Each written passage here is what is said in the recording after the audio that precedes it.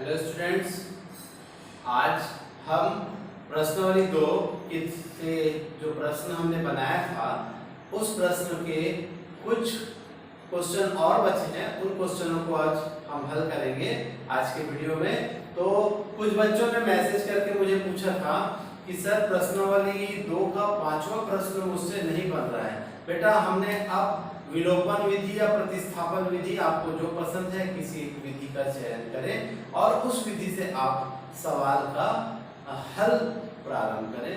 अब मैं आपको कुछ एक सवाल जो आज पढ़ाऊंगा उसमें से आपको केवल मैं समीकरण निकाल के दूंगा और उन समीकरण से आप किसी भी अपने मन चाहे विधियों का प्रयोग करके आप उसको हल करेंगे और उसके बाद हम उत्तर की आप जांच करके उत्तर तक पहुंचेंगे। तो आज मैं 5वें प्रश्न की ओर चल रहा हूं। 5वां प्रश्न कुछ बोल रहा है 15 किलोग्राम चाय व 17 किलोग्राम कॉफी का मूल्य 183 रुपए है। सबसे पहले यहाँ पर दो कंटेंट्स दिए हैं, एक चाय दिया है और एक कॉफी दिया है। इससे हमको समझ में आ गया यहाँ पर दो चरों का उपयोग होने वाला है, इसलिए चाय को x मान सकते हैं और कॉफी को y मान सकते हैं। तो सबसे पहले मैं मानूंगा, माना कि चाय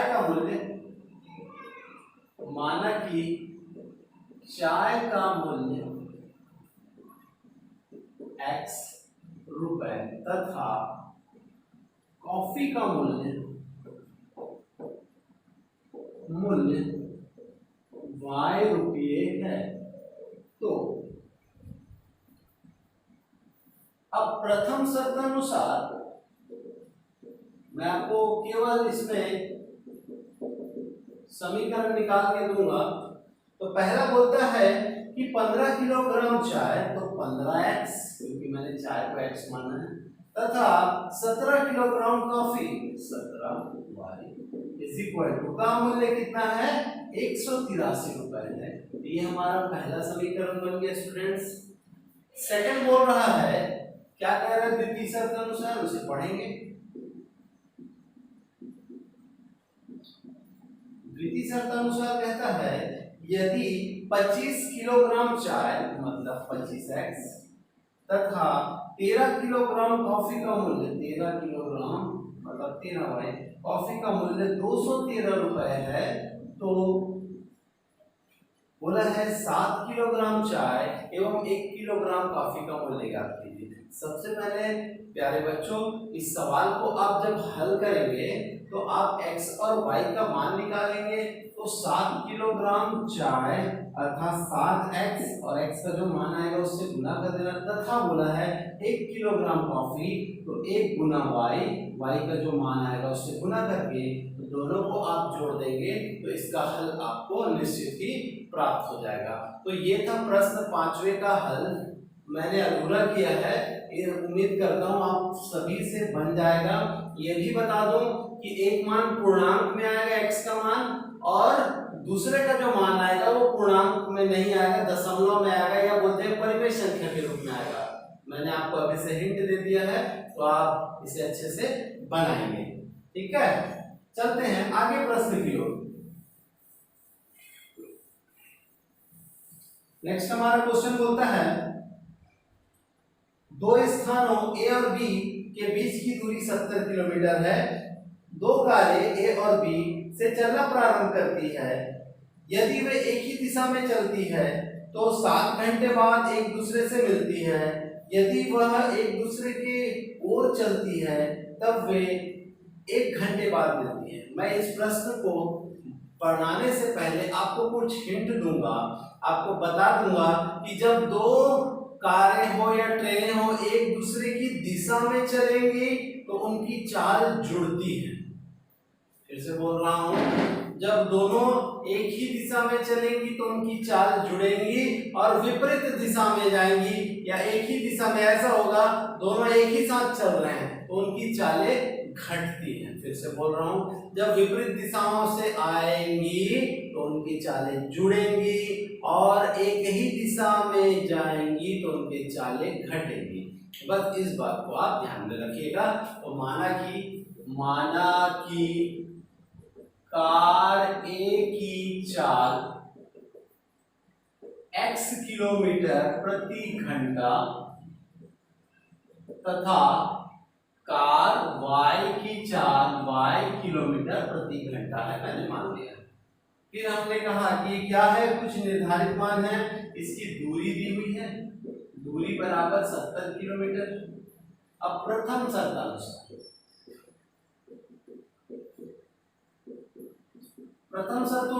कह रहा है कि जब दोनों ही कारें ए और बी चलना प्रारंभ करी है, एक ही दिशा में चलती है, तो दोनों एक साथ चल रही है ना, एक दिशा। जैसे हम स्कूल से छुट्टी होती है तो दो फ्रेंड आपस में एक साथ चलते हैं ना, वैसा और एक ही दिशा में। तो बताएंगे एक ही दिशा में चलने पर चाल घटती है, अर्थात चाल बराबर x माइनस वाई। ये हमारा मान है, ठीक है। फिर बोल रहा हूं, और उसको समय कितना लगता है, समय लगता है 7 घंटा। तो हम जानते हैं चाल बराबर दूरी बटे समय। तो हमारा चाल है x माइनस वाई, जो कि हमारे को दिखाई पड़ रहा है। दूरी निर्धारित है 70 किलोमीटर और समय कितना लग रहा है, 7 घंटा। तो 7 धाम 70, x माइनस वाई बराबर 10। ये हमारा पहला समीकरण नंबर आ गया। फिर मैंने कहा द्वितीय शर्तानुसार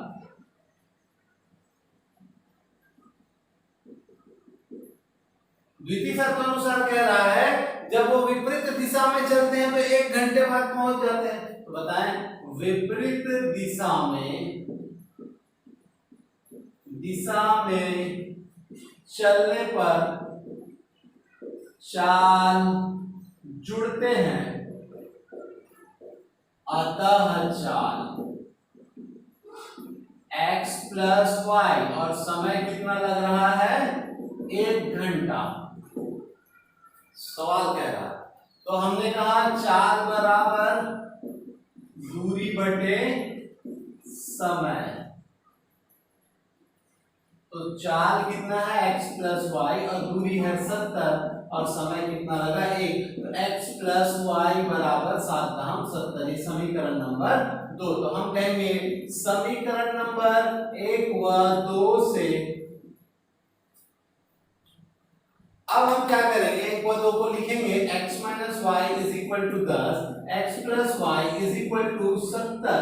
आप देख पाएंगे बच्चों कि यहाँ पर दोनों के गुणांक बराबर है, इसलिए हमें गुणांकों को बराबर करने की आवश्यकता नहीं है। फिर हम देखेंगे दोनों ही हैं, तो हम चिन्ह की तरफ बढ़ेंगे, तो हम देखेंगे कि y के चिन्ह विपरीत हैं, और विपरीत है तो हम क्या कर सकते हैं, हमको चिन्ह को नहीं बदलना है, तो इसलिए हम क्या बोलेंगे, जोड़ने पर तो प्लस माइनस कैंसिल हो जाएगा, x 2x हो जाएगा, और 70 और धन 10 80 हो जाएगा। x इज इक्वल टू 80 बटे 2, तो x बराबर आ गया 40। तो ये आ गया कार ए की सामान्य चाल। इसके बाद हम चलेंगे समीकरण नंबर 1 में x का मान रखने पर। तो हमारा समीकरण नंबर था x माइनस वाई बराबर 10, तो हो जाएगा x मतलब 40 माइनस x बराबर 10। इस समीकरण में मान रखा 40 माइनस y बराबर 10। तो हम y को उस तरफ कर देते हैं, 40 ऋण 10 हो जाएगा, इस तरफ आएगा तो, और उधर हो जाएगा धन, तो y इज इक्वल टू हो जाएगा 30। अतः हम बता सकते हैं कार ए की सामान्य चाल 40 किलोमीटर प्रति घंटा तथा कार बी की सामान्य चाल 30 किलोमीटर प्रति घंटा हमने प्राप्त किया। तो आप इसके हल को अच्छे से देख सकते हैं, आप समझ सकते हैं। जो मैंने मुख्य बातें बताई हैं उसको मैंने लिख भी दिया है, तो इन बातों का आप विशेष ध्यान रखें और इस सवाल को देख सकते हैं।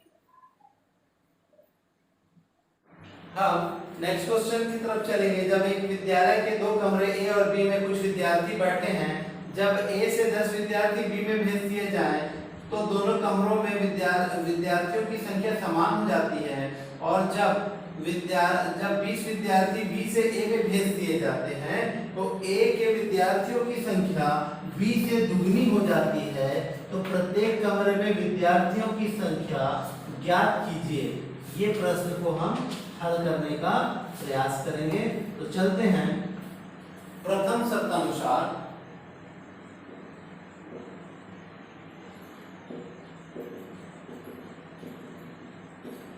आप देख सकते हैं, मैंने माना कमरे ए में विद्यार्थियों की संख्या एक तथा बी में कमरे में जो बैठे विद्यार्थियों की संख्या हो y मान लिया है।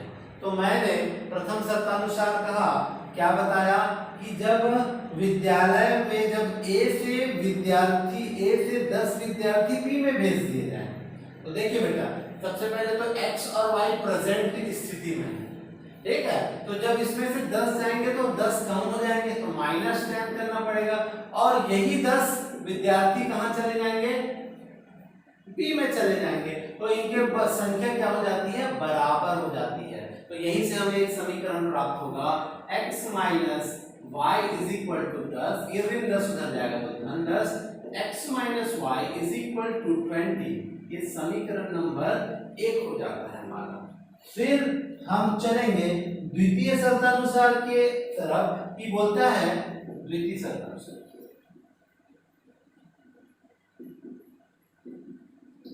द्वितीय शर्तानुसार बोलता है जब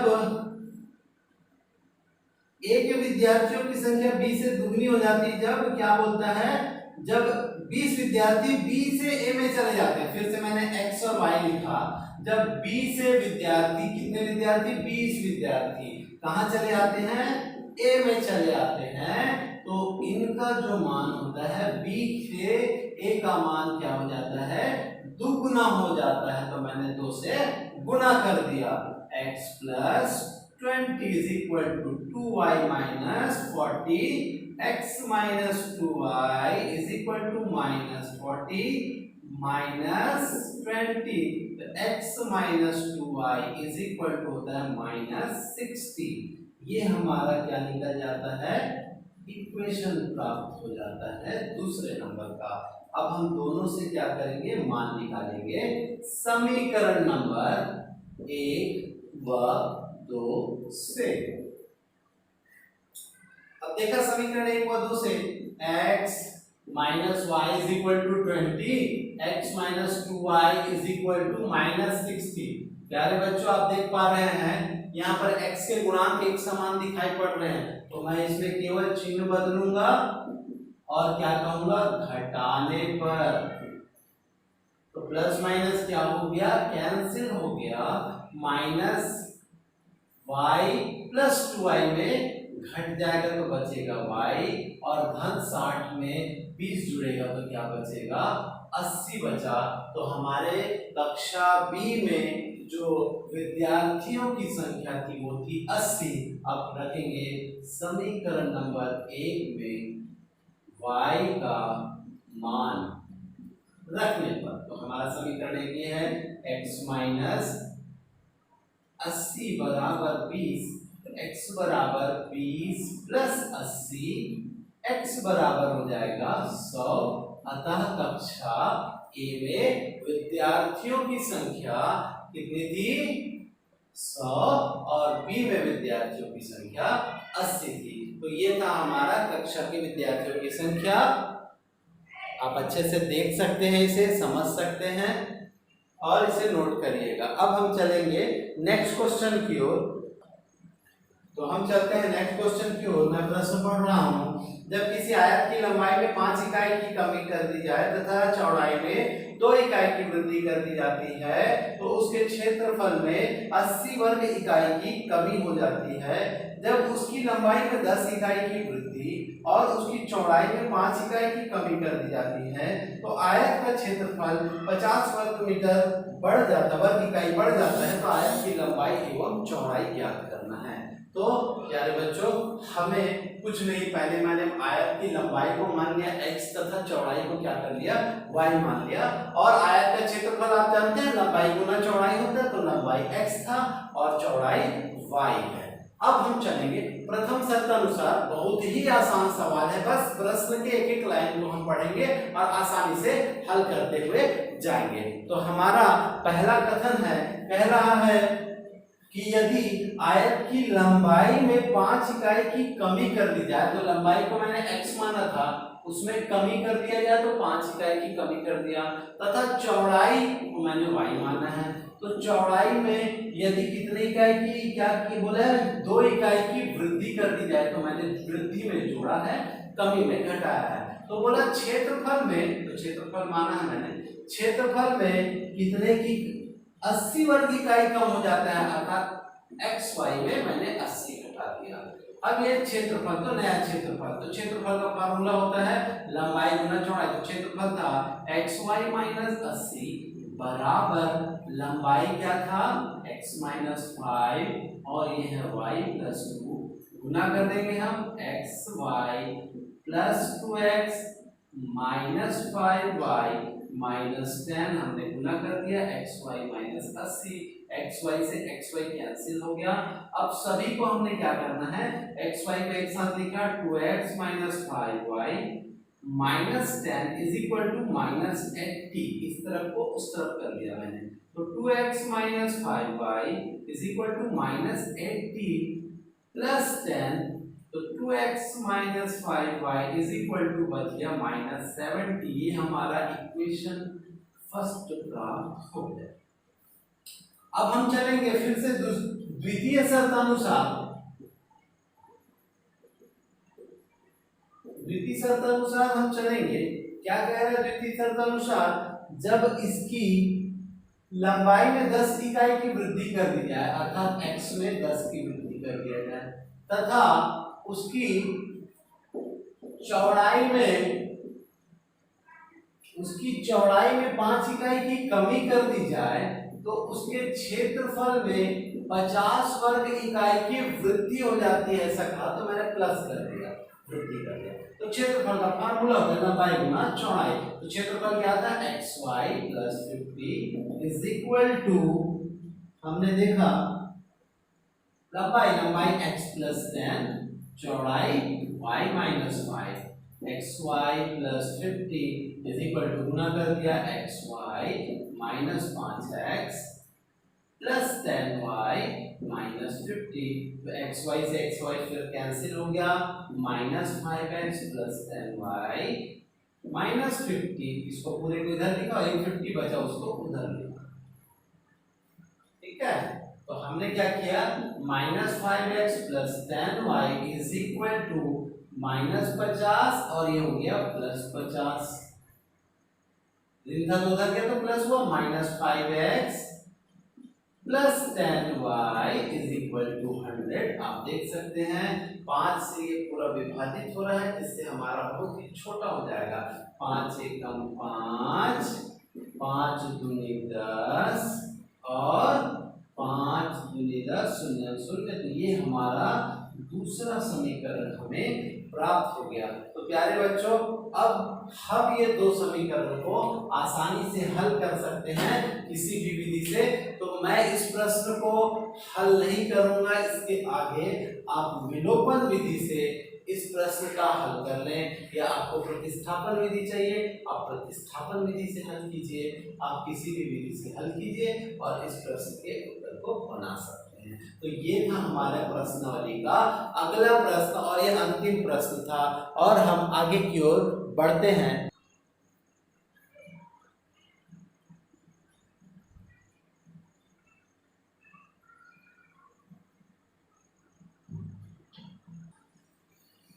हमारा अगला प्रश्न है, मैं पढ़ रहा हूं, अंतिम प्रश्न है इस प्रश्नावली का। एक थैले में 50 पैसे एवं 25 पैसे के कुल 94 सिक्के हैं।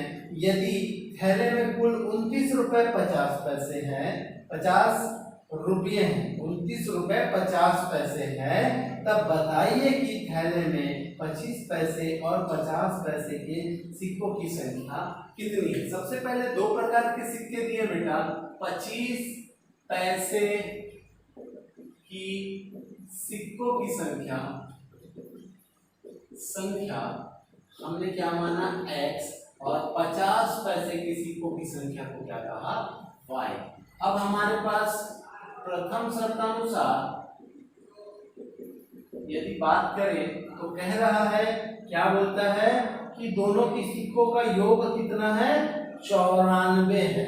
तो हम इस 94 के बारे में बात करें तो x plus Y is equal to 94, क्योंकि 25 पैसे और 50 पैसे के सिक्कों की संख्या 94 है। द्वितीय शर्तानुसार इनके सिक्कों की जो संख्या है वह कितना है, 25 पैसे और 50 पैसे की कुल थैले में जो कुल पैसे हैं वो 29 रुपए 50 पैसे हैं। तो ये हो गया 25x धन 50x y बराबर 29 रुपए 50 पैसा। अब प्यारे बच्चों, हमको इस प्रश्न में ये देखना है, यहाँ पर पैसे और रुपये की बात है। ये पूरा रुपये में दिया है और ये पैसे में दिया है। या तो हम पूरे रुपये को पैसे में गुना करें या पैसे को रुपये में गुना करें। क्योंकि हम रुपये में निकालें तो ज्यादा आसान होगा, अन्यथा पैसे में बहुत बड़ा मान होगा। क्योंकि हम जानते हैं 1 रुपए बराबर 100 पैसा। तो उस पैसे को यदि रुपये में गुना करना है, रुपये से रुपये में कन्वर्ट करना है तो 100 से भाग देना होगा।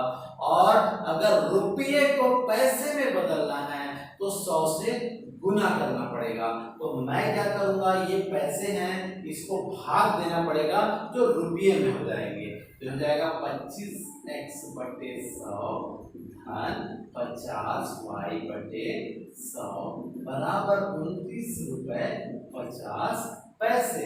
अब हम इसको हल करेंगे और हल करके क्या करते हैं देखते हैं, आगे बढ़ते हैं। मैंने क्या किया, 100 इसका एलसीएम ले लिया, 25x धन 50y, क्योंकि हर समान होते हैं तो ऊपर में कोई तिर्यक गुना नहीं होता है।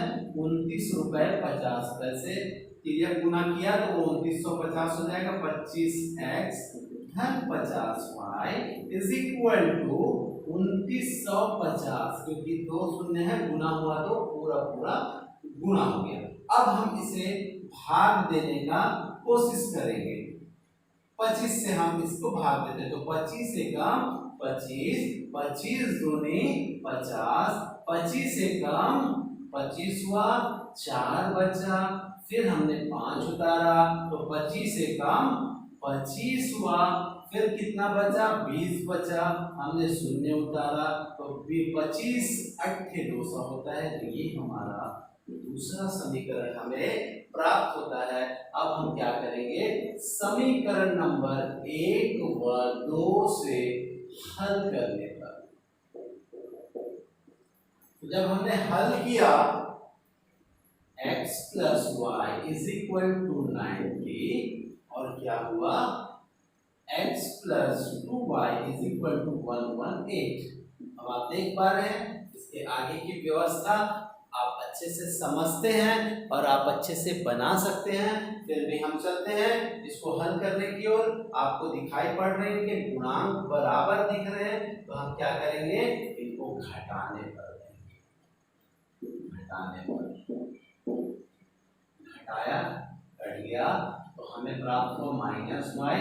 और जब इसमें 118 में जब हमने 94 को घटाया तो हमने क्या पाया, 24 पाया। और y ऋण 24 पाया क्योंकि 118 बड़ा है, तो y इज इक्वल टू 24। तो 50 पैसे के सिक्कों की संख्या कितनी थी, 24 थी। समीकरण नंबर 1 में y का मान रखने पर जब रखा तो पाया x plus 24 is equal to 94, x is equal to 94 minus 24 तो x इज इक्वल टू 70। अतः 25 पैसे के सिक्कों की संख्या इसकी 70 थी और 50 पैसे के सिक्कों की संख्या 24 रुपए थी। तो प्यारे बच्चों, ये था हमारे पूरे प्रश्नावली का सवाल। लगभग मैंने हर प्रश्न को बताया है आपको और उम्मीद करता हूँ आपको समझ में भी आया होगा। तो आप अच्छे से इस पूरे एक्सरसाइज को करिएगा। नेक्स्ट वीडियो में हम नेक्स्ट एक्सरसाइज की ओर चलेंगे और वो इससे पहले मैं एक्सरसाइज की किसी शुरुआत करूं, मैं एक तीसरा मेथड वज्रघूर्ण विधि मैं आपको बताऊंगा और उसके बाद मैं अगले एक्सरसाइज की ओर जाऊंगा। तो आज के लिए इतना ही करते हैं, तो तब तक के लिए धन्यवाद।